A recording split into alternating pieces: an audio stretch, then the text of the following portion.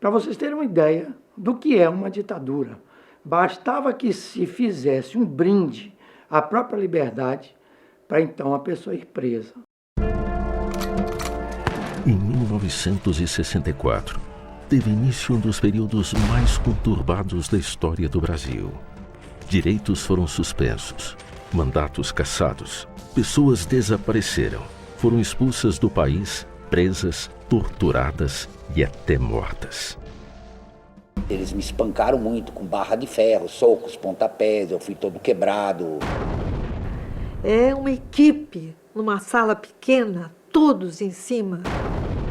Disse, não, agora vocês vão entrar na tortura científica. Você era submetido a choque elétrico, você era submetido a afogamento, a cadeira elétrica, quer dizer, uma cadeira que eles tinham eletrificada, a pancada, né, a pau de arara. Você já sabe tudo, você já sabe quais são, então nós vamos te ensinar coisas novas. Minha esposa já estava presa, Loreta Kiefer Valadares, levaram ela para assistir às torturas e fizeram um verdadeiro massacre. Um membro da equipe veio, encostou o revólver na cabeça e disse, bom, você não está cooperando, você vai ser morto agora. Porque ela não fala, ela vai morrer. É difícil você resistir, negociar ao mesmo tempo com você, não querer trair, ao mesmo tempo não querer que sofra mais, né? Tanto que eu imaginei em um certo momento de me suicidar.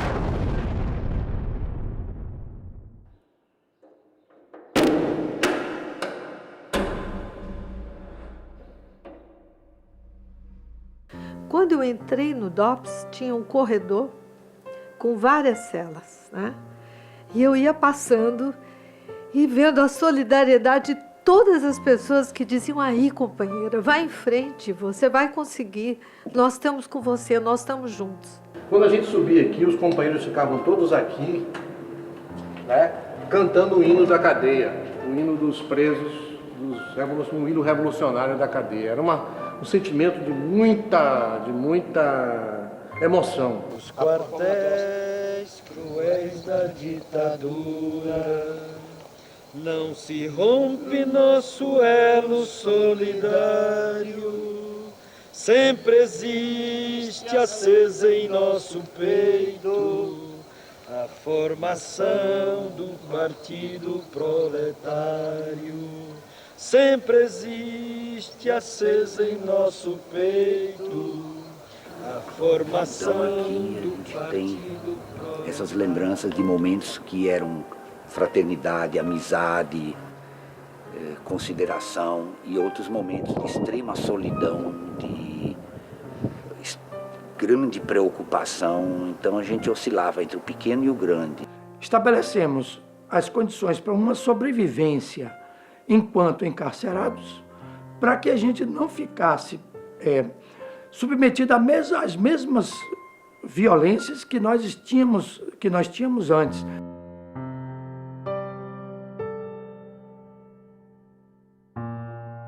A gente recebia aqui o prato de charque prensado com feijão.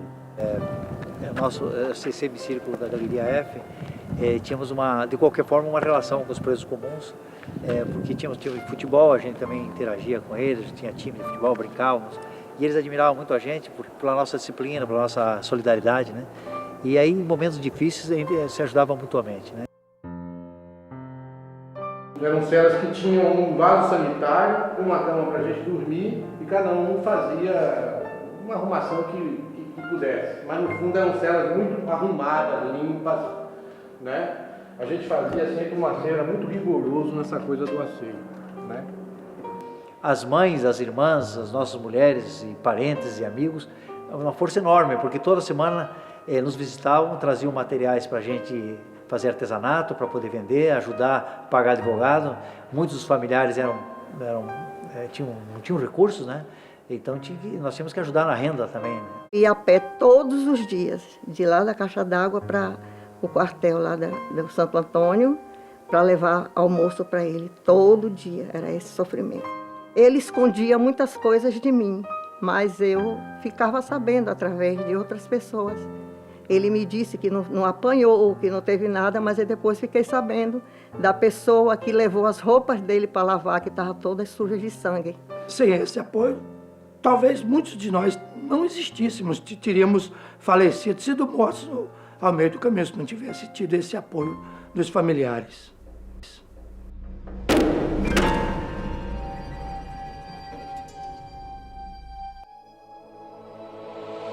Anseio por liberdade, anseio por transformação do mundo, que era o ideal de praticamente toda a juventude da época. Então eu dava assistência ao movimento camponês, eu dava uma assistência ao movimento operário e também pela secretaria eu tinha a possibilidade de colocar um método de aprendizagem, de orientar a educação. Só que não podia. Isso era já reprimido. Não era necessário existir a coisa na lei, não. Eles inventavam o que não existia e a gente que provasse o contrário. Teve, claro, a morte do Edson Luiz, que foi uma coisa marcante, né, que aí uniu todos os movimentos e aí começou a haver um confronto mesmo. A Passeada dos 100 Mil também começou a mostrar uma disposição da sociedade em transformação. Participei desde o início do movimento estudantil e a perseguição em São Paulo era direta, tínhamos passeatas com frequência e a perseguição com cavalaria, com os tanques na rua, etc., era uma constante no ano de 66, 67, coisa foi se aguçando até 68, com o AI-5 fatídico. Setembro de 70 foi um período em que eles estavam chamado o ano de chumbo mais violento. Vivíamos um estado de guerra.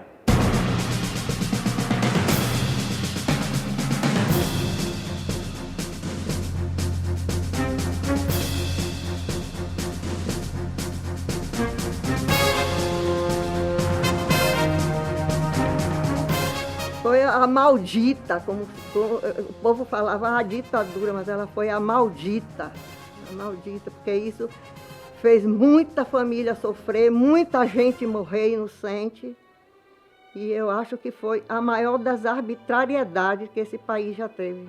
Porque você pega uma figura como meu pai, Carlos Marighella, que foi uma pessoa que se dedicou a vida toda a lutar pelo respeito às liberdades no Brasil, que foi uma pessoa que se opôs à ditadura militar, que foi o primeiro brasileiro a dizer que a ditadura militar não era uma quartelada, que a ditadura militar era um movimento de natureza fascista e que ele queria se implantar à força no Brasil para submeter pela violência todos que se opusessem àquele governo. Então, um homem como Marighella, ele foi apresentado pelos governantes militares como um louco. Muitas pessoas desapareceram, muitos colegas que estavam organizados, companheiros, caíram na clandestinidade. Vários a gente soube que morreram, tá? E aí foram muitos deles. Na época, o que se divulgou foi quando foi a morte, claro, de Carlos Marighella, colega de turma meu, Queiroz, morreu na tortura, sempre foram anunciados como suicídios ou coisa que o valha. Estivemos exilados na Argentina e posteriormente na Suécia, de 73 até 80. Fui preso, fui torturado, perdi meu emprego, enfim, toda a minha vida familiar foi desmontada. E a Eleni, a gente sabia que ela ia ser solta para morrer, porque ela era uma pessoa que eles não iam soltar assim facilmente. Ela não tinha para onde ir quando ela foi solta. E ela foi uma das primeiras vítimas do Cabancel. Porque a gente não sabe o que espera do lado de fora. Se realmente a gente está livre. Em 1979, após muita luta da sociedade civil e do movimento pela anistia, foi finalmente promulgada a lei que concedeu anistia aos presos políticos e aos que tiveram seus direitos políticos suspensos.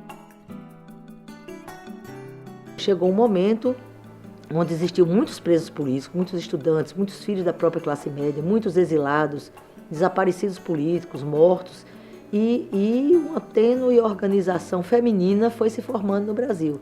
E foi crescendo esse movimento no Brasil inteiro, com as mães, esposas, filhas, enfim, as mulheres que começaram. E esse movimento tomou corpo ao ponto de, no Brasil inteiro, a partir inicialmente do Rio de Janeiro, se criou no Brasil inteiro os Comitês Brasileiros pela Anistia. Nós tivemos um papel importante no processo. Em setembro de 78, em Salvador, presidido pelo presidente do Comitê Brasileiro pela Anistia, que era eu, nós fizemos o primeiro encontro nacional do Movimento pela Anistia, que criou uma coordenação nacional unificando o Movimento Feminino pela Anistia, os Comitês Brasileiros pela Anistia e os movimentos de defesa de direitos humanos que lutaram pela anistia. A partir daí se fez um congresso nacional em São Paulo e se orquestrou no Brasil uma grande campanha que atingiu todas as classes sociais, exigindo uma anistia ampla, geral e restrita. Então eu entrei de cabeça no movimento pela anistia. Eu passei 8 anos e 7 meses preso.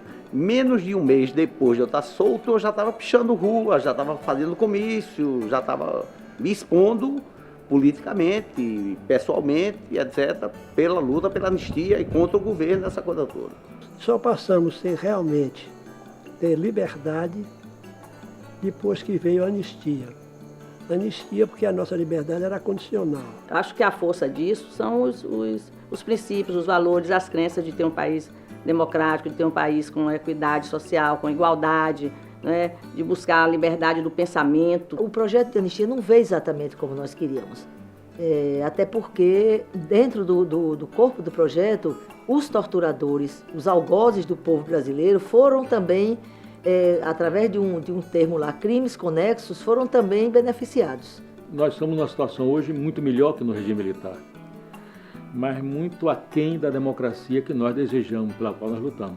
A anistia que nós queremos, ela está ainda por vir, porque, além de tudo, ela precisa efetivamente trazer à luz a dignidade dessas pessoas e ela tem que servir mesmo para que o Brasil conheça a verdade, para que o Brasil faça justiça e, através da verdade e da justiça, a gente dê mais um passo para construir um país de fraternidade, de respeito, enfim, um Brasil para os brasileiros.